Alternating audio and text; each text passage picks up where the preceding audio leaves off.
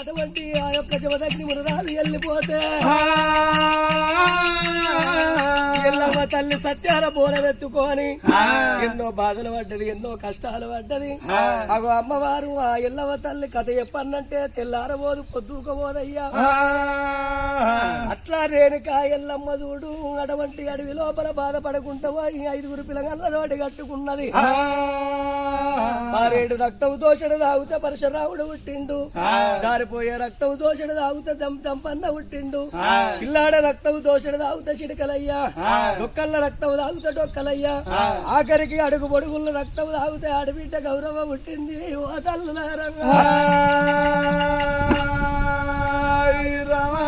12 24 ఏళ్ళు ఎల్లరాక ఓ బాబా రేణుకా ఎల్లమ్మ నా పేరు చెప్పకు, నన్ను తప్పిన వారి పేరు చెప్పకన్నడాట జమదగ్ని మునరాజు.